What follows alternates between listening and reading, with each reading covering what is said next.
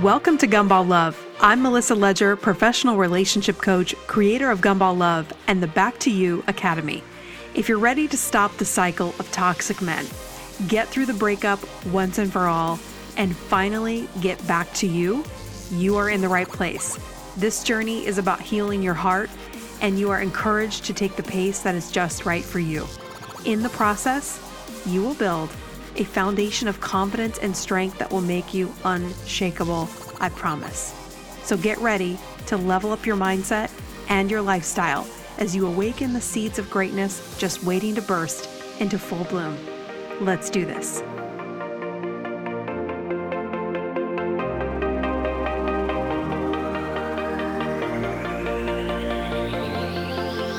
Welcome back to another episode of Gumball Love. I'm your host, Melissa Ledger. All right, today we're going to talk about when a guy says he needs the chase. Have you ever had a guy say this?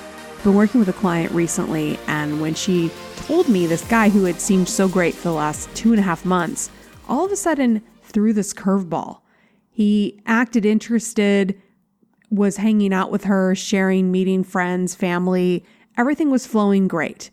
And she had gotten over such a major gumball guy relationship and had finally found what seemed like a normal guy. And then when he said to her, he got to a point where all of a sudden, one day, he just said, I guess my feelings aren't there. I think I need the chase. Which I was like, I just felt so devastated for her because I know what that would have done to me years ago. I would have thought, oh my gosh, I did it all wrong. And I could have had this guy's attention. I could have had this relationship. Everything was going great. But what did I do? And then I would go Google everything or go back to the books and figure out where did I stop or where did I give up too much information? So, I actually just pulled up another article just to kind of remind myself of the advice. And I thought, I'll just Google, when does a guy really like the chase? And what do people say about that? So I want to interrupt this first by giving you my self-care tip of the week. This week, I want you to focus on really asking yourself, do I need a break from dating? Or maybe you need to break up with someone, or maybe you need to even consider that if you're married to someone, that it could be time to look at getting a divorce if it's a toxic relationship, if you've stayed too long. So I want you to think about wherever you are in a relationship, maybe you need a break. And specifically to the single women out there that are on dating apps, I want you to take a look at how many dating apps are you on? And is this a feeling of defeat? Does it feel depressing? Does it feel gross? Are you ready to just or do you wish you could take a break?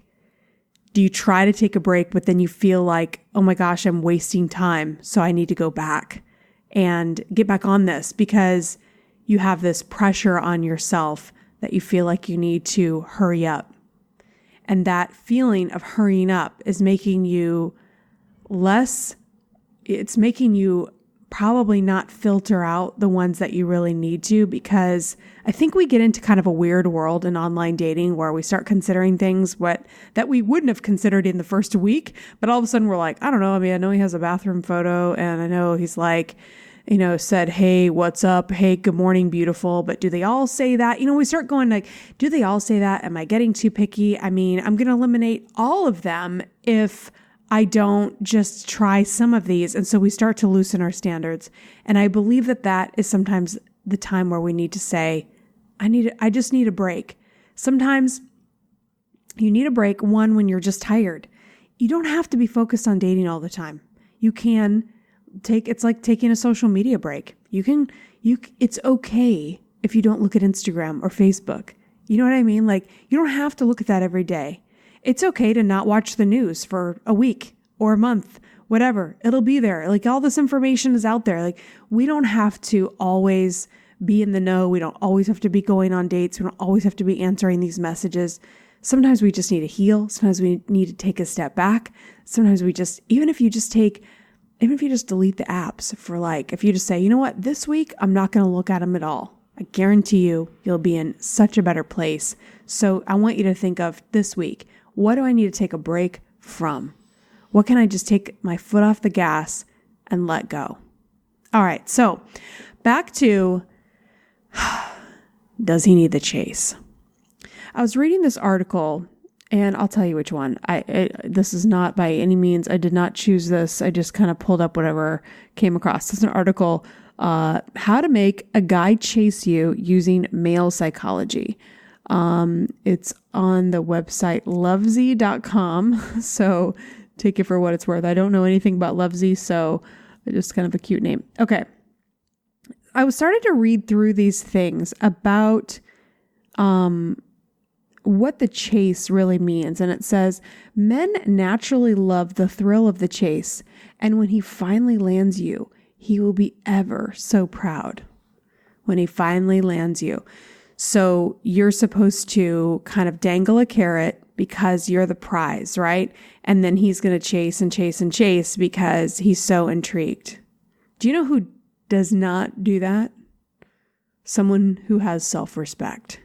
Because if you create a chase, you're making the guy play a game.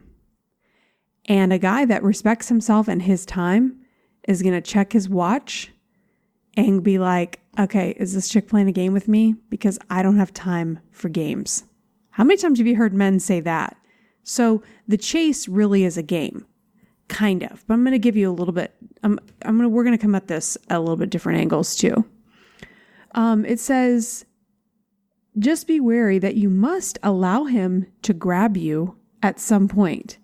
What the experts say that you need to do is first lure him in and get him interested in you. Make sure he knows you are keen on getting to know him better, but he will need to work hard to grab your undivided attention. Work hard to grab your undivided attention. Okay, so here again, we would go to these articles, right? And then it's like, what do I do to make him work hard? So I would have to not answer texts right away, not answer phone calls, because this sounds like the movies, right? Hollywood gives us a lot of great images of what this looks like. She doesn't take his phone calls. He calls back. He finds her at an event and shows up. And she's like, oh my God, I can't get rid of you. And then like secretly she really wants him. And then eventually she gives in, right? But good dudes don't even think about doing this. I want to challenge you to ask married men how they chased their wives. And now I want to flip this around too, because I will tell you that when I was dating and I had no therapy and I had not worked on myself at all, I would divulge too much information too quickly.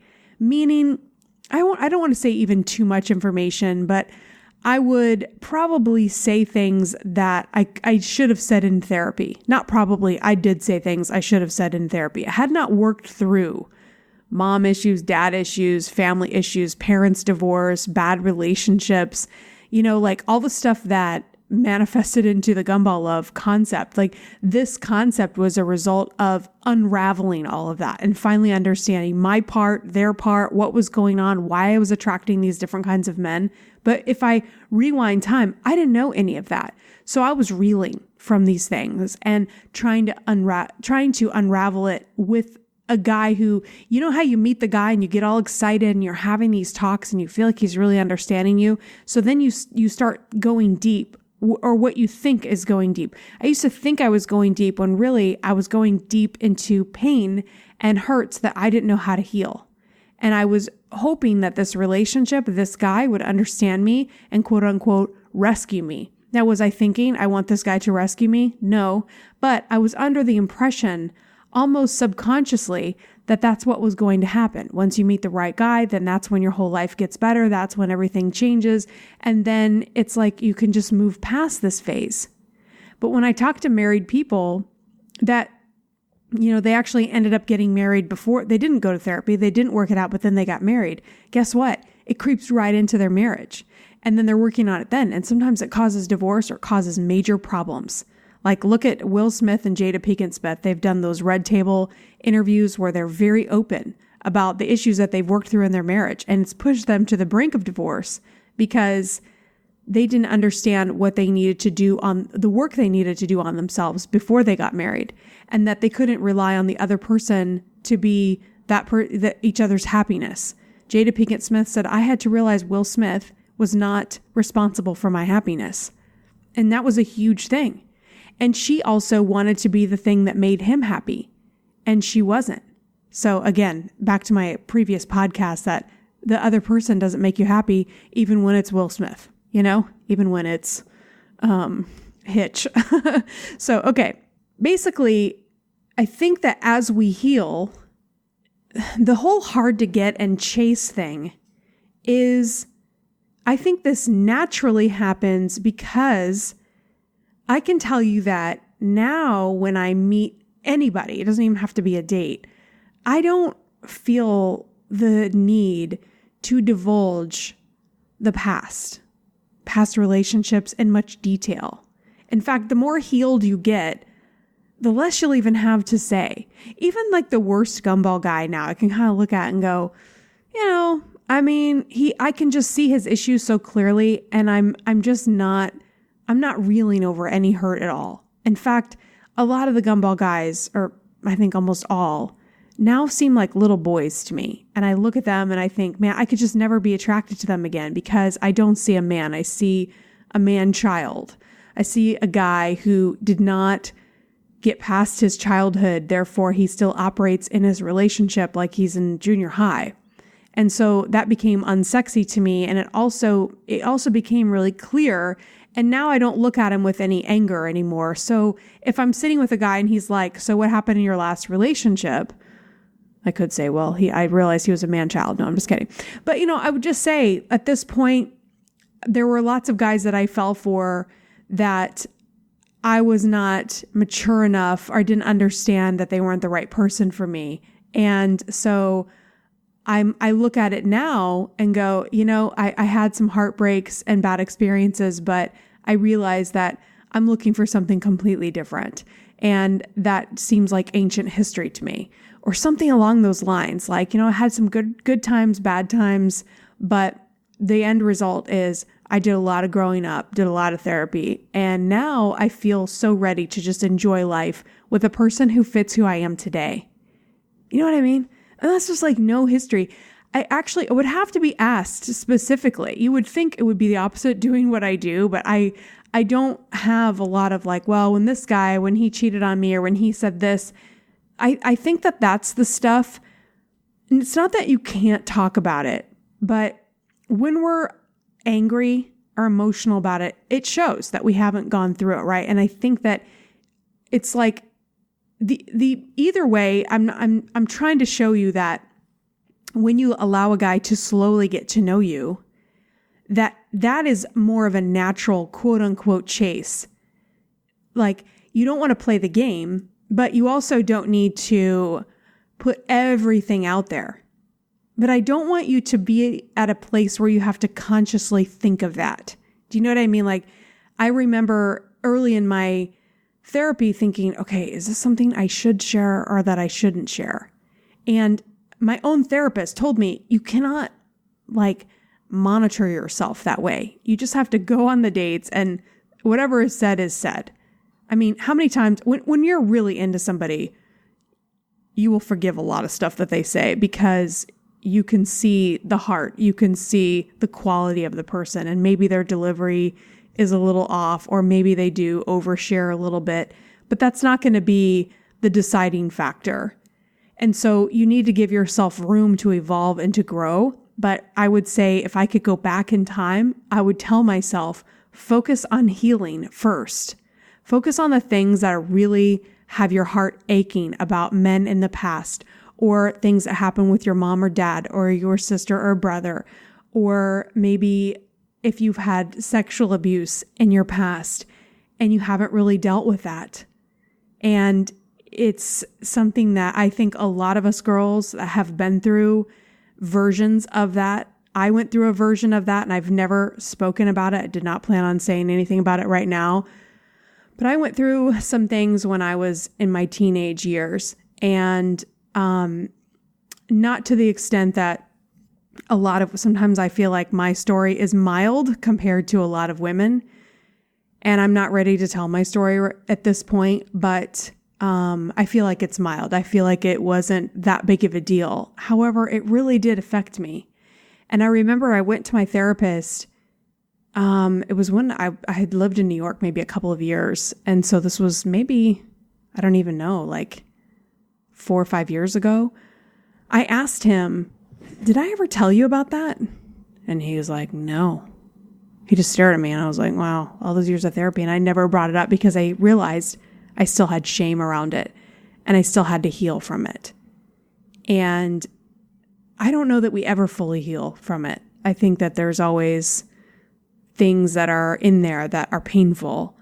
And it's so important that we really work on that healing and we don't try to go to a guy to try to heal that for us because it's too big of a job for him. But it's a disservice to us as women to look for that in that person because we need to do it the right way. We need to do it. It's kind of like, if you were to fall down and you had a huge wound, or you broke your leg. Let's say you fell and you broke your leg today. You would not go to your friend's house and ask her or him to fix your broken leg. You would go to the hospital because you know that they know exactly what to do. They know how to take that x-ray, find where the break is. They know if you need a cast or if you can just stay off, let's not put any weight on it, or yes, you need a cast. They know how long it's going to take to heal. They know if you put weight on it at this point, it's going to cause further injury. You know what I mean? Like they know all the specifics. So if you do what the doctors tell you to do, then that leg will heal. But you can't go to people that are not equipped or don't understand or don't have medical degrees to do it. And so a lot of times when it comes to our mental health, we're afraid to go to the expert because we're like nervous about what they're going to say. But it's actually, we should be the least nervous of all because those are the ones that aren't judging. They're like, hey, welcome to the hospital. We're going to really heal you and you're going to get better. You're actually going to be healthier. You're going to be like a person that's level-headed. You're not going to be as easily angered. You're going to get over those past hurts and wounds. You're finally going to be able to make sense of it, gain clarity about it.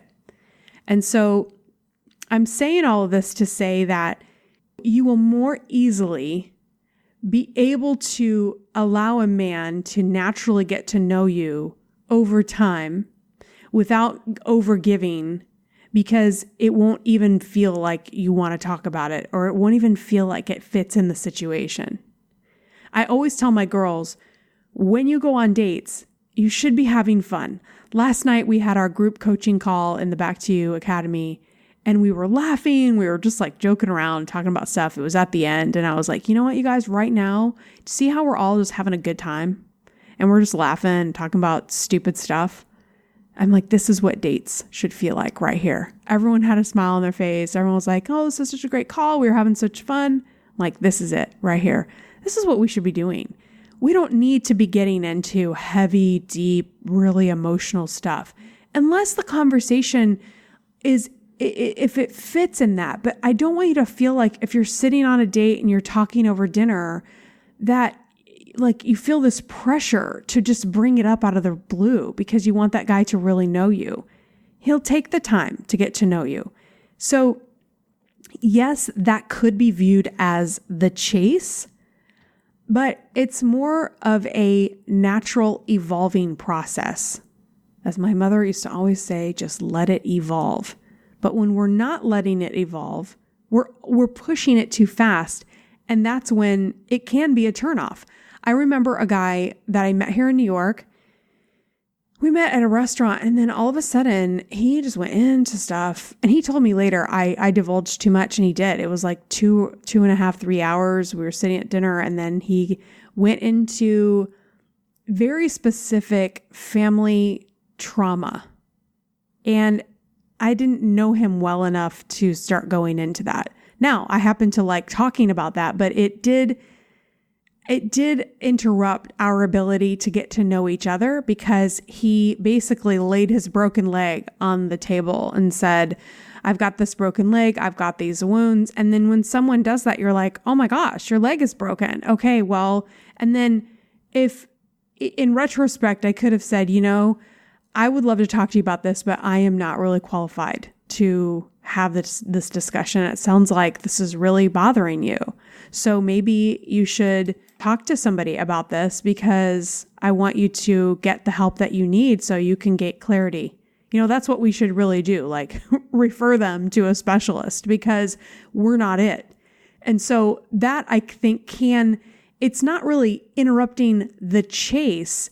It's more just things are happening out of order. And then it doesn't allow for the chemistry to develop. I want to get to know you little by little. We don't need to get to know people all at once.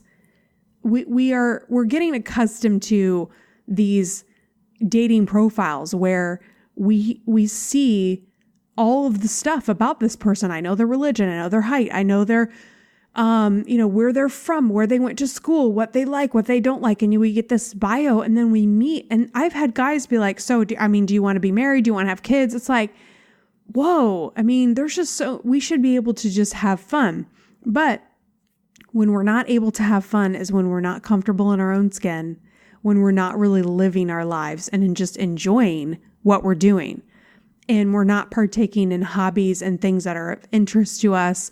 We're basically just working, coming to home, trying to date, trying to find that person and force it. And so then it does kind of kill the chase, or I would say the momentum. You're building momentum gradually. So when we go on dates, I'm just trying to get to know you and I'm just trying to see, can I have a good time?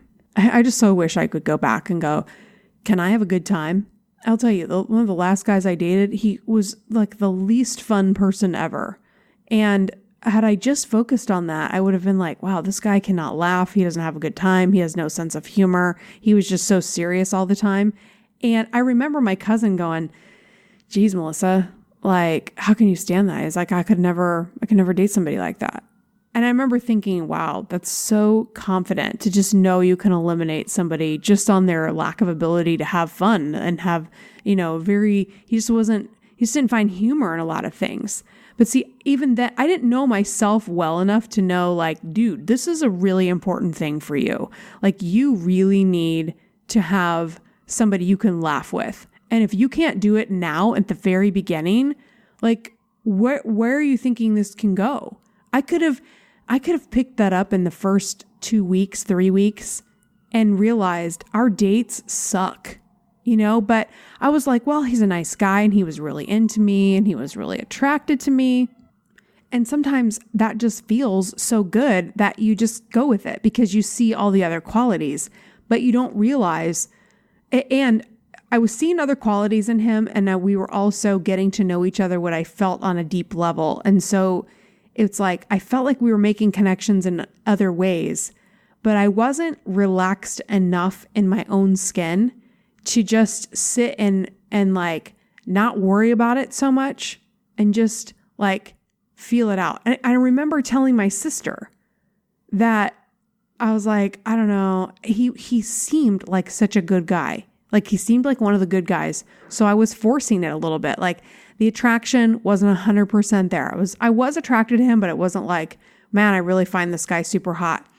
And she was like, just keep forcing it. Like just stay in there or something. And I was like, I know I probably should, but why? I remember leaving his apartment every time thinking and telling myself, okay, dude, don't go back. This is like, there's not enough chemistry here. It's not fun. Like what? But I was forcing it because I was trying to do things by the book.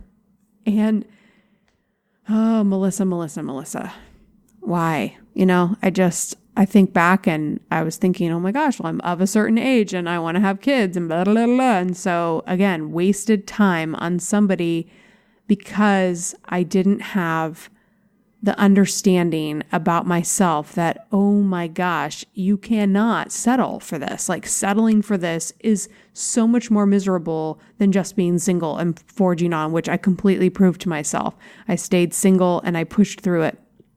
And let me tell you, if you are over 35 or you're over 40, 45, 50, wherever you are, and you feel like you missed the boat, I think that we all have different paths and they all look different. And like I told you before, I had a big past to heal from, and I didn't understand how long that was going to take. And it probably would have taken less time had I removed the shame around so many things. Thank God for Brené Brown teaching us about shame and letting that go and just allowing ourselves to be who we are and feel accepted of where we stand in this moment. And so no matter what age we are, we had to do what we had to do. And so when I look at myself, I think, hey, you know what? You didn't sell yourself out, because any person that wanted to marry me up until this point, or that has wanted to marry up until this point, would have been me selling myself out, would have been me giving up on a partner that I was really excited about. When I get married, I want to be so happy and stand at the back of the church knowing that this is truly my choice and something I can't imagine not doing. That's the feeling I want to have, with no doubts in my mind whatsoever. I don't want to have the feeling when I'm looking in the mirror, the veil on my head going, and that's how I felt with him. I was like, I told you guys that story when I was looking at the engagement rings. It was just like, this isn't right. I don't want this. I'm looking at this huge rock on my finger, like, yep, it's just a rock. It's just it's gonna sparkle. And other people might be like, oh, wow, but that's it. You just get the compliments and congratulations, and then all of a sudden that just fades off, and then you're living the life you don't want to live.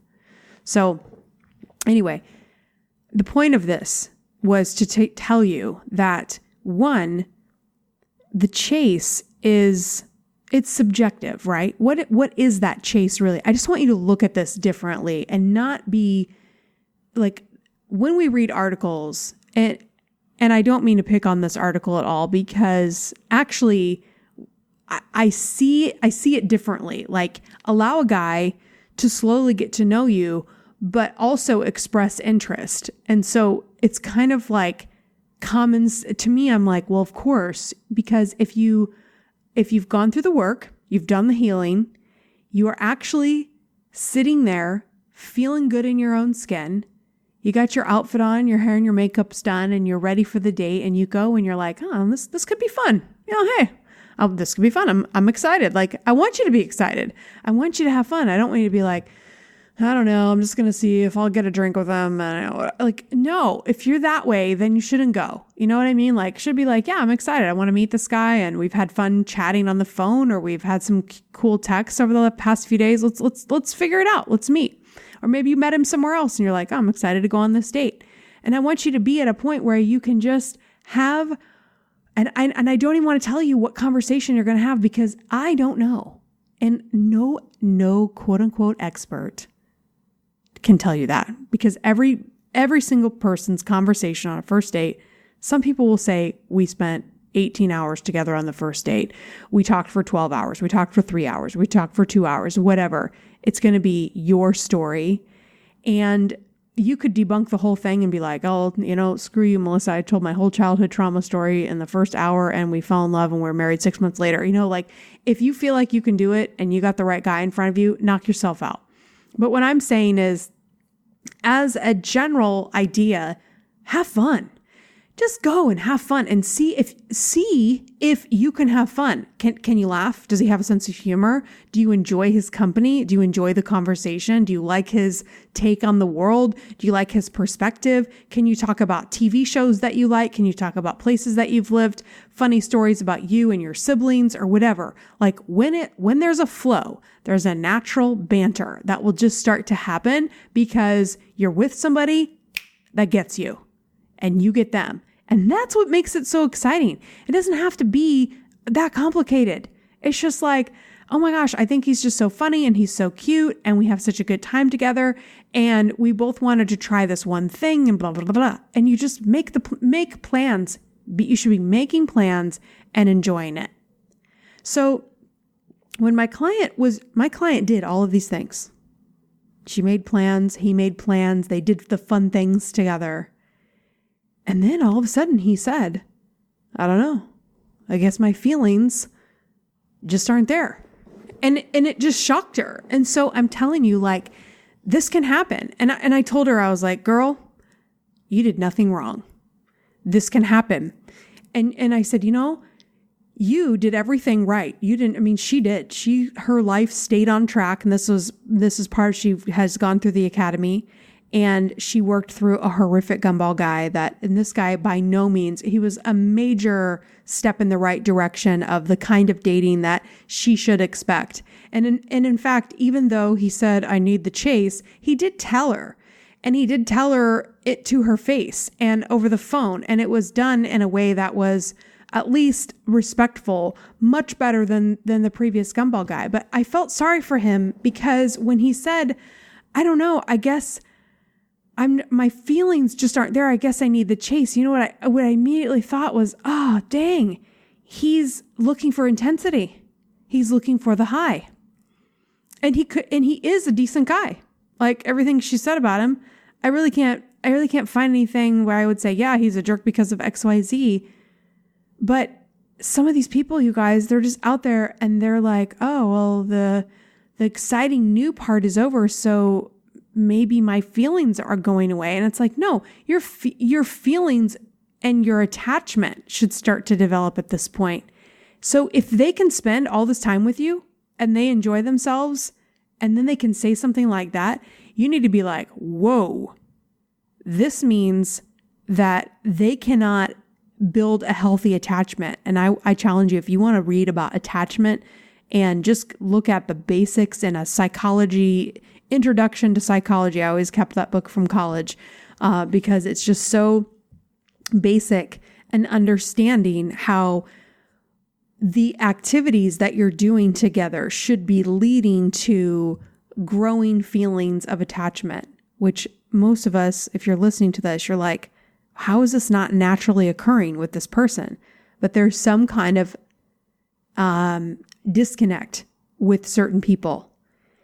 And when they have that disconnect, it's like they don't know how to do that because they're not falling in love with the person. And, I think like, let's just reverse it. When I've gone through breakups, like I'm thinking of, I just miss their voice. I miss their humor. I miss talking to them about this dumb thing. I miss sharing these things with them. I miss like their energy, their smile, the way they laugh, just the personality, right? You start to get attached to who they are and all their little idiosyncrasies, the things that make them who they are. So, and I could do another podcast on when we can recognize that they are falling for us instead of just enjoying the ride. In my first manuscript that I wrote that kind of developed all this content, I used to have this concept called the wave, where they would get caught and they would ride this wave. And it was like, woohoo. And, like you see those surfer movies where they're riding that wave and it's so intense and it's so exhilarating. So when they're in the wave, they're in that moment. And imagine being in the wave, not knowing it's going to crash, not knowing that sand is going to smack you in the face. And really in relationships, it shouldn't be this, it shouldn't feel like that. But for a gumball person that feels like the high is going to be perpetual, when something happens like, they lose their job or you lose your job, or like somebody dies. I mean, I remember dating a guy where my grandpa died, my other grandpa, years ago. When I first moved to New York, I was dating this guy and my grandpa was literally dying and he had no empathy. And I was like, what is wrong with this guy? He would ignore me for 2 days and then be like, hey, what's going on? I'm like, oh, nothing. Just, what are you doing? Oh, just really overwhelmed with work. And I'm like, did you not remember that my grandpa's literally on his deathbed and that's like all I'm consumed with thinking and like when I'm going to be flying home, and you're like wasn't even connecting to it because he wasn't connecting with me. So, and when I broke up with him, he was so confused and I was just like, wow, I'm confused that you're confused. You know what I mean? It was just like, it's shocking to me the lack of awareness, the lack of connection. It was just like, you're not connected to me. And so you're connected to how I make you feel. You're connected to the high that you're riding the relationship. You're connected to, I don't know, he's a whole nother story. So these are the important things that as you're spending time together, you want to be looking for, is this person really liking me? Do they want to know what I think, how I feel? In the same way that you want to know how they think and how they feel. And just, like, I feel like I don't have to explain this to you. You know how it is when you fall in love with somebody? It's all the little things. It's the million little things that develop over time. And that should be the fun experience. When you're falling in love with somebody and they order ice cream, you're like so curious of what they're going to order, and you're like, oh, that's what they order. That's so cute. And then like forever, that flavor of ice cream is like associated with them. You know what I mean? Like, and then you walk into their apartment and you're like, what books do they have on their shelf? And you're like, oh, you're interested? That's so cool. And you're just like so enamored by their world and how they operate and what they do and how they move and what they eat when they wake up. And you get to know the whole person, whether it's, like, I'm just looking at all my Sharpies. Like if a guy came in and be like, okay, if she really likes Sharpies and she likes drawing stuff on these giant poster notes on her wall. And like, she's an office supply nerd, which, like, you know what I'm saying? Like those little things that you would notice all the way to how a person loves their family and who is important to them in their life and what really makes them passionate about certain things. These are the things that you want to be looking for if a guy's really asking you and inquisitive about who you are in the depth. I remember my godfather telling me, look for the guy who falls in love with your brain, not your body. And I was like, okay, and I'll never forget that because I was headed out on some date so long ago. And he was like, always look for the guy that wants to know your mind. And so I will pass that advice on from my godfather. So I hope this is helpful to you to think about the chase. The chase happens naturally when you really see the other person and you want to know more. And I really don't think when somebody really sees you, they're going to chase you anyway, and you're going to chase them back. I don't think that this is an exact science. The only things I want for you is that when you're in a position where you're in front of a guy that you could possibly fall in love with, I want you to feel like you have dealt with all of your, we need to think of a different word other than baggage, because baggage is such a negative term. And really, it's the accumulation of our life experiences. One of my girls in the academy is really studying limiting beliefs.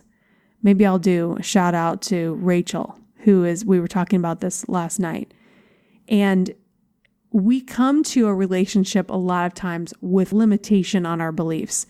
And therapy is about changing that and believing that we are good enough that's why I have in on the top of the Gumball Love private Facebook group that you can join, it says you are worthy of great love.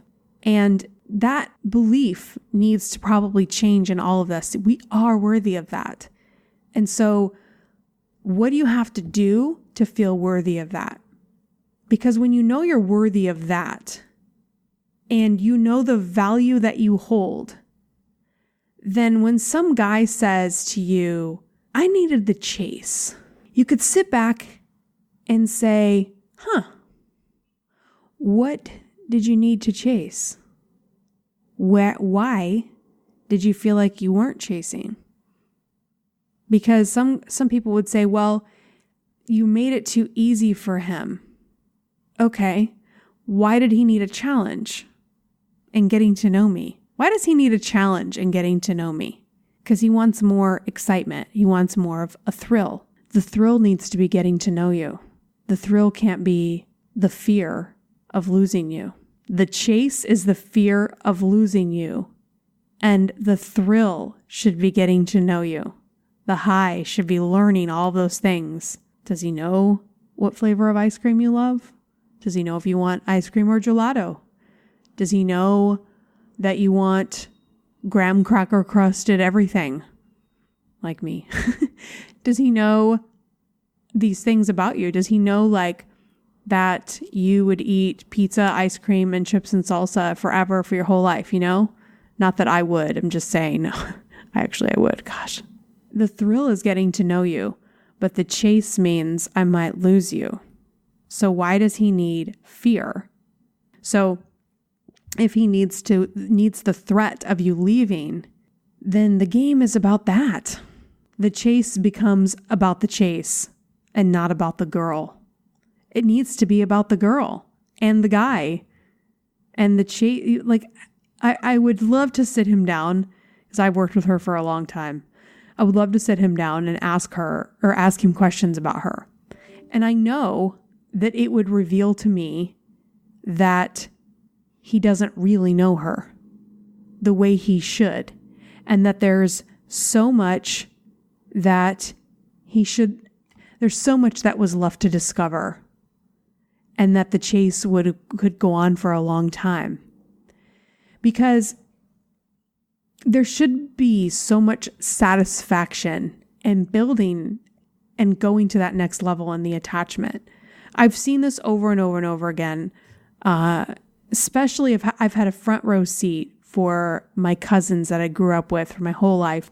And I've watched them grow up, and they're all younger than me. And each one of them met their husband.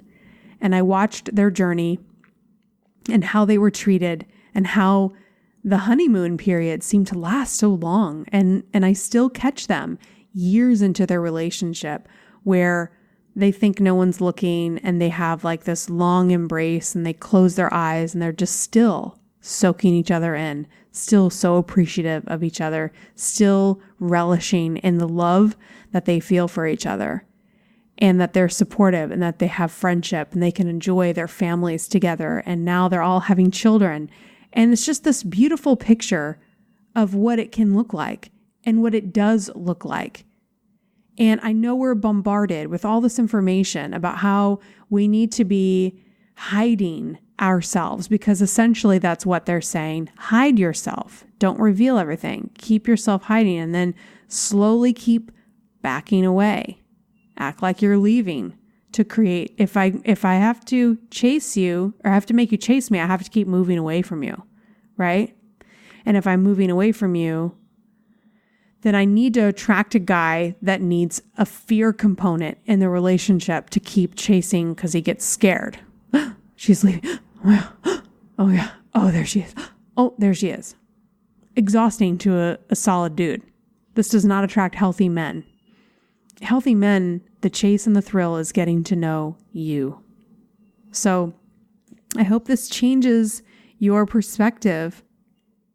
And I also want to add one more thing. If he needs the chase, he's bored. And if you're bored, you're boring.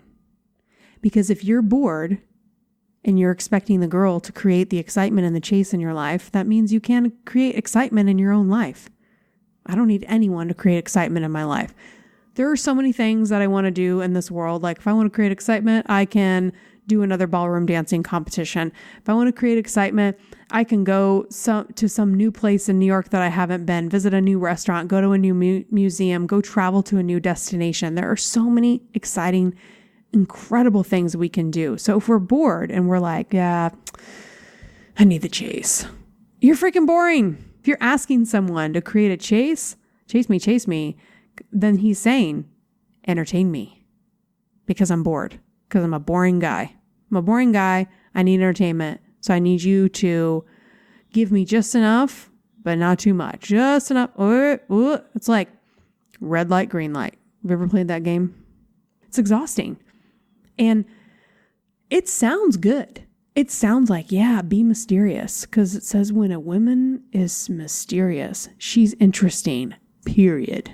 Like, freaking, she's interesting. It's like, there's so much to a person that actually has depth that you could spend a lot of time with me and still not know me. Like there's a ton of stuff you guys don't know about me. And if you've listened to a lot of my podcasts, I don't even tell you all the personal stuff.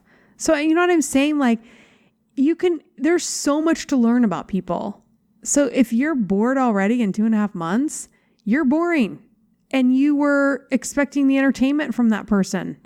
And really you can kind of relax and go, okay, that guy did not have the stamina to go the long road.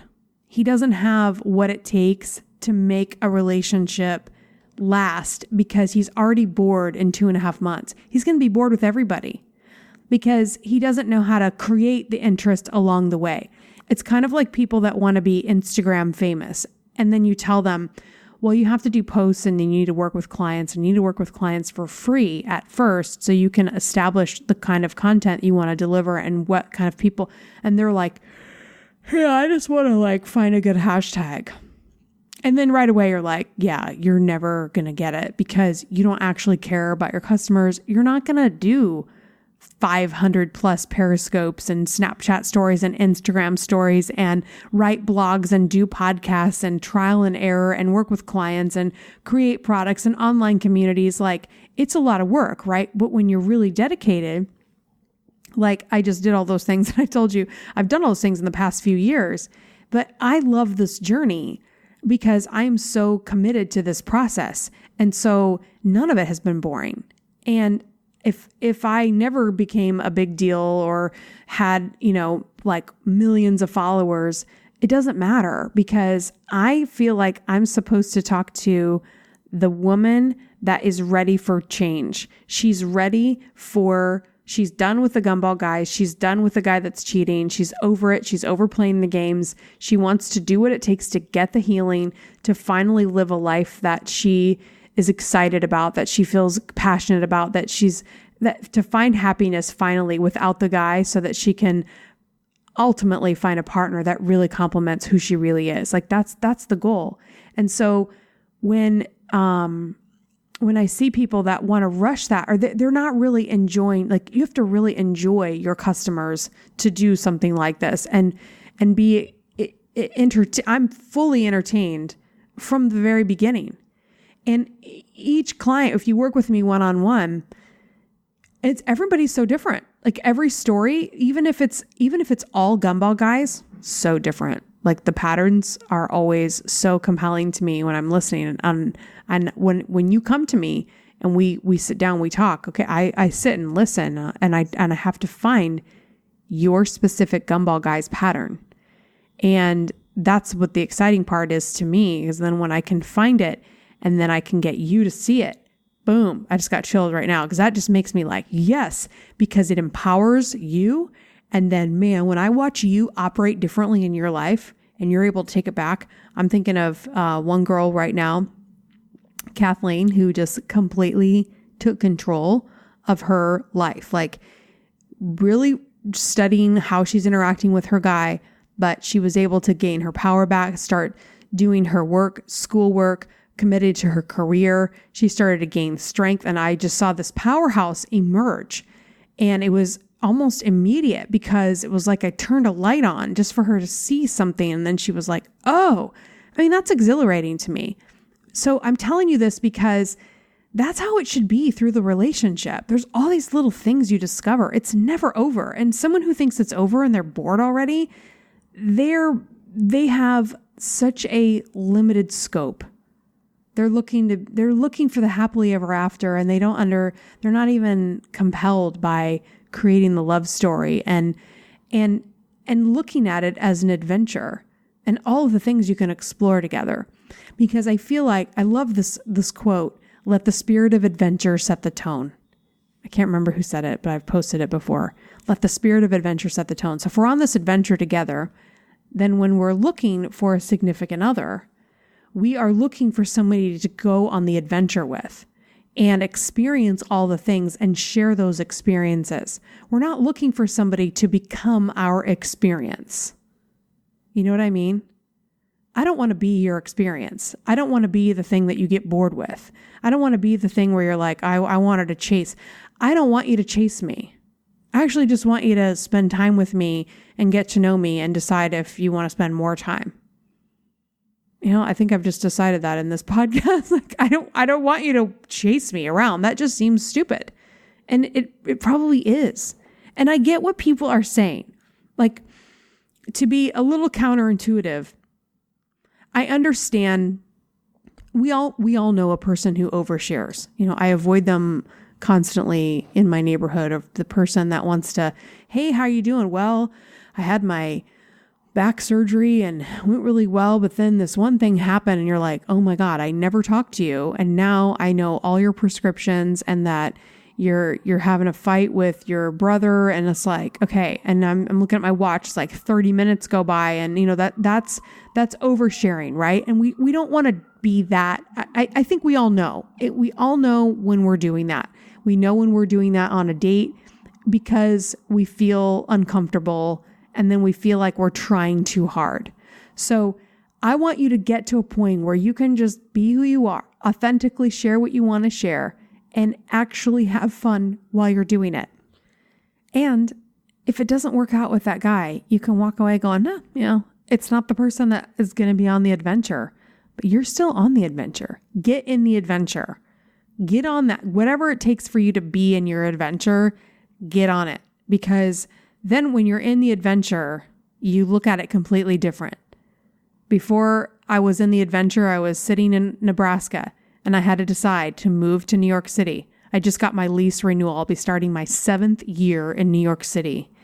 And I think about that and go, oh my gosh, I've been here almost 6 years. And the person I was when I got here and the person I am now are so different. I look at pictures and I'm like, wow, I had so much growth to do, so much experience that I needed to have. And I still feel like I just got here.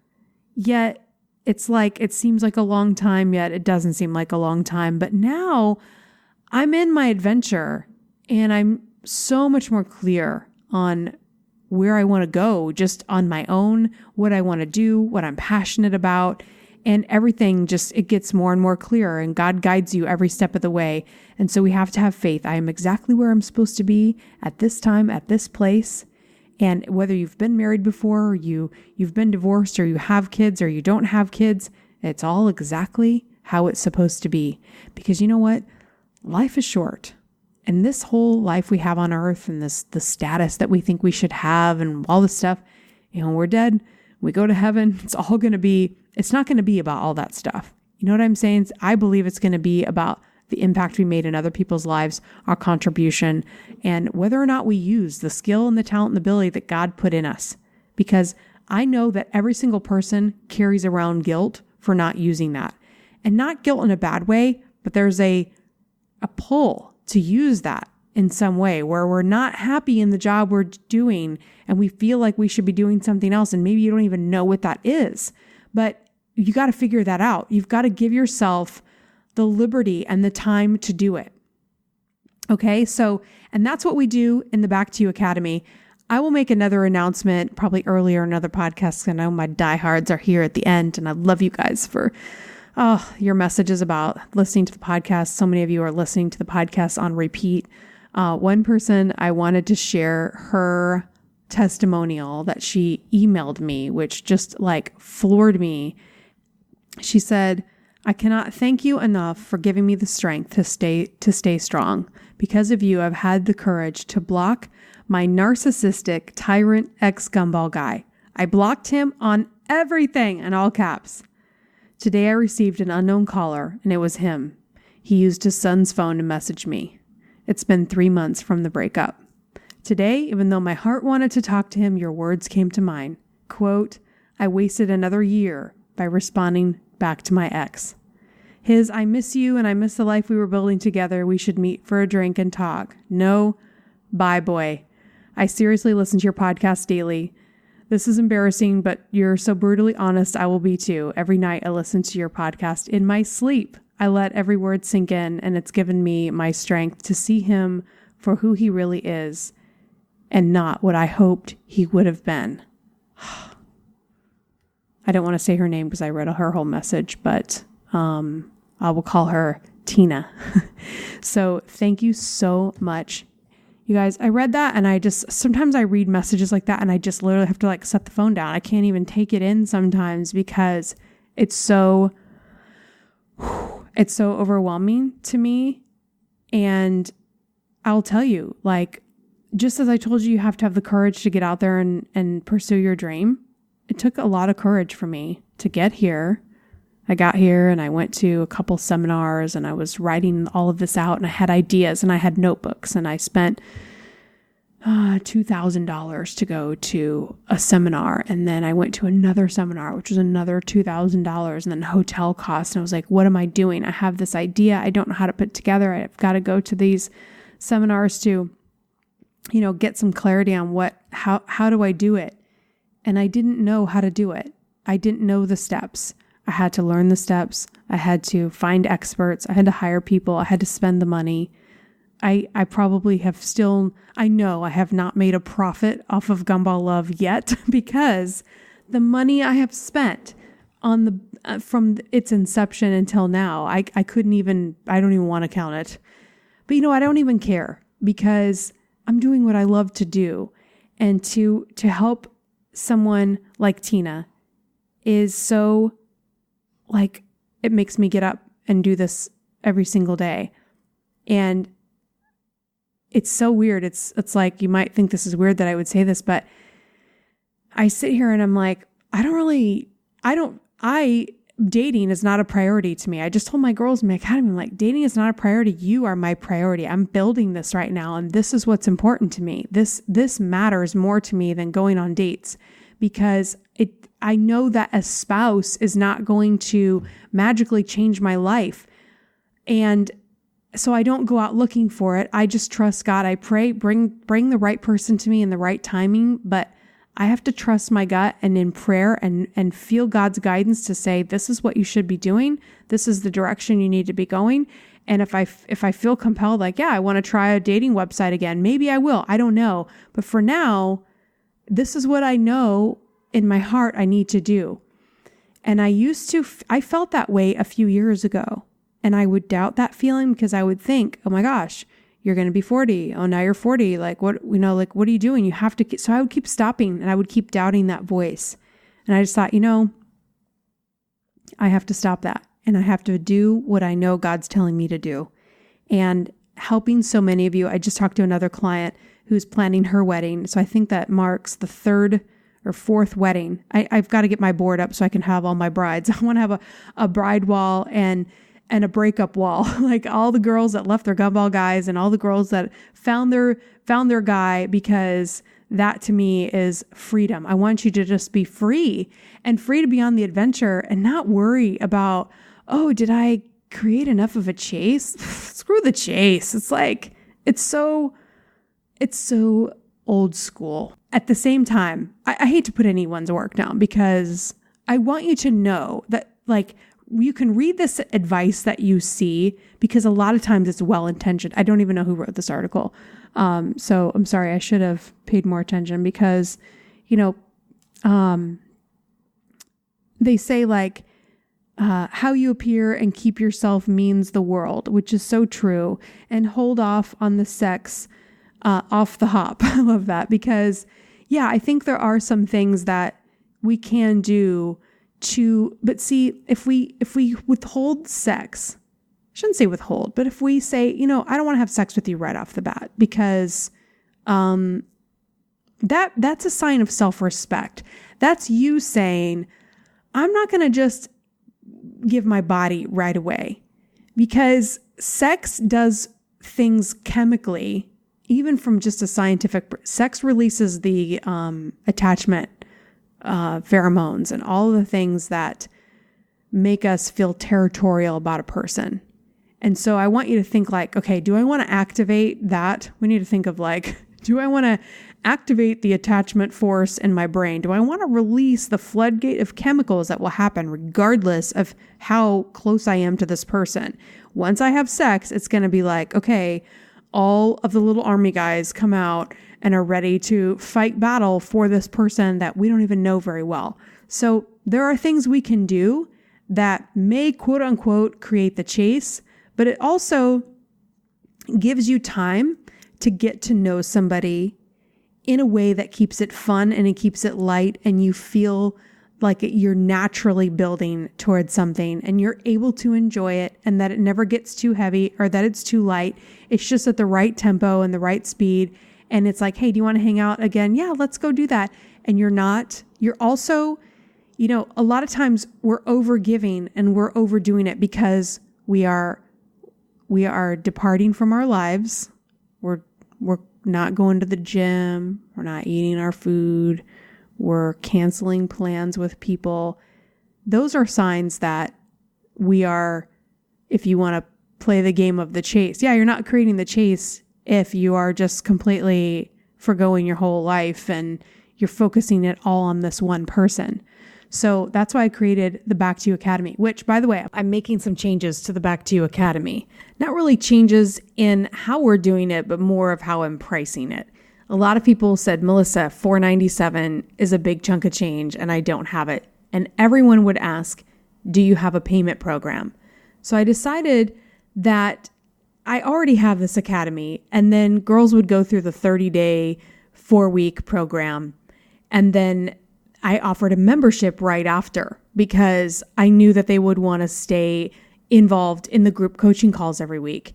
And so I would say, hey, I know you've been through this 30-day program, but I offer a membership month to month. So if you want to stay with the group and continue to get support, then I would highly recommend that you do the membership. So almost every single person did the membership. So all the membership means is that you're staying in the group coaching calls and you continue to get VIP access to me with discounted one-on-one coaching.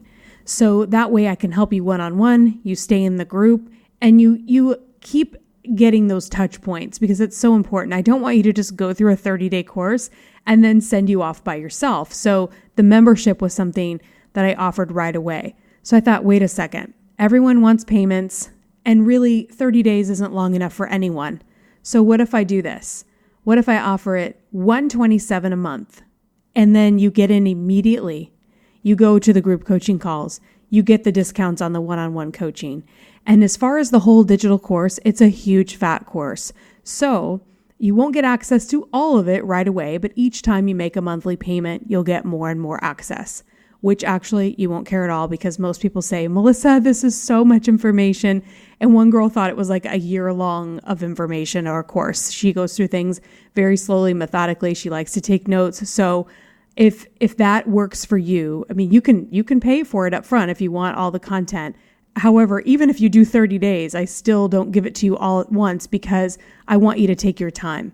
So I don't want to confuse you though. So basically it's a payment plan and you get immediate access, and over a period of a few months, you'll get access to all the content. So over a period there's 6 modules.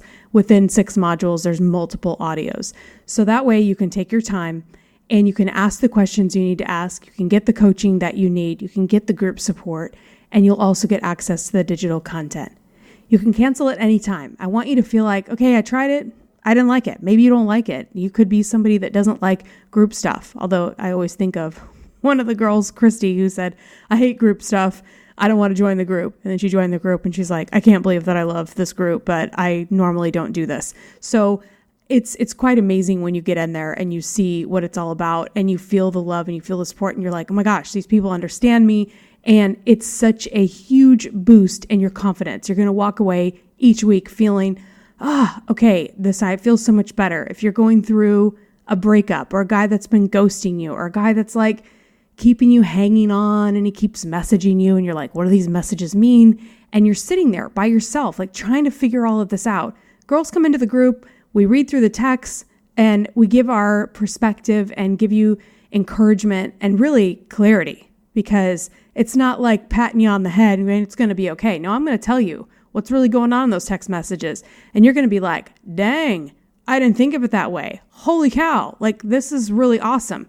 Because you guys, This is what I do best. And I am really freaking good at this. Like, I'm realizing I can see through stuff very clearly, sometimes way ahead of time, just because I'm doing it over and over and over again. And I have a lot of personal experience. Unfortunately and fortunately, I have a lot of experience. So I've been in so many of these places that you've been. So I wanted to offer a payment plan. I wanted you to be a part of the membership. So you're getting it all. So the membership is the academy. It is the group coaching. It is access to the one-on-one discounts on the one-on-one group coaching. I just wanted to give you a way to have a smaller dollar amount where you could come in the door. And then each month, if you renew your membership, it's an automatic monthly subscription that you can cancel at any time. But that way it's not as expensive. So think of it, it's like $30 a week. Really? You know what I mean? Like, would you pay $30 this week to gain massive clarity and make clear, precise decisions on relationships that could take up months or even another year? Like I explained in one of my relationships, like, it's so powerful and so important. And if you're at a point where you really need to get back to you, to figure out what you're going to do with this guy, whether you're with him, whether he's taking up too much space in your head and you've already broken up with him, maybe you haven't even seen him for a year, but you're still thinking about him. I get it. And I wanted to create a space where women could go and they weren't judged and they could talk about this stuff and be like, oh my God, I'm still texting him. I'm still reaching out to him, or he's still reaching out to me. Like, what does this mean?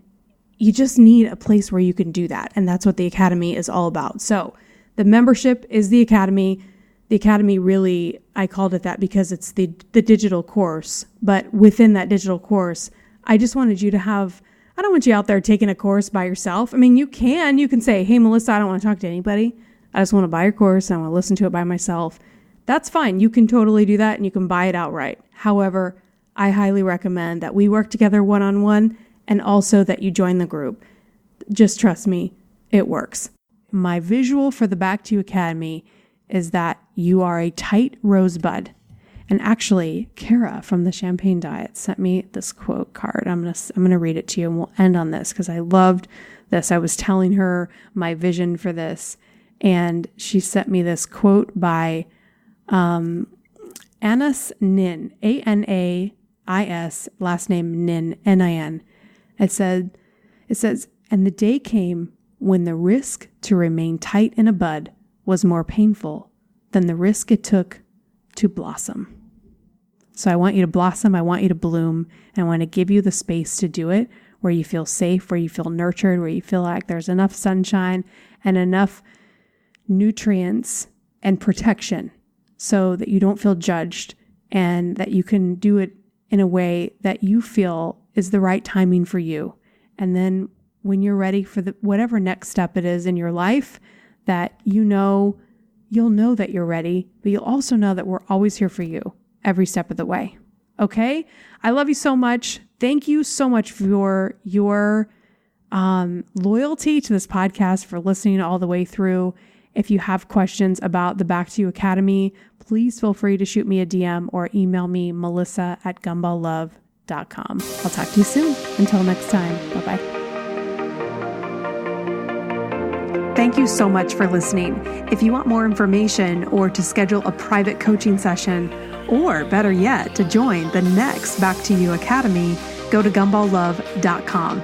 If you loved this podcast, I would love for you to share it with your friends. And if you really loved it, a 5-star review is the best compliment you can give. Remember, you are enough, you are right where you should be, and the only thing you have to do is keep going. I'll leave you with my favorite quote by Henry David Thoreau. Go confidently in the direction of your dreams and live the life you have imagined. Until next time, I'll see you soon.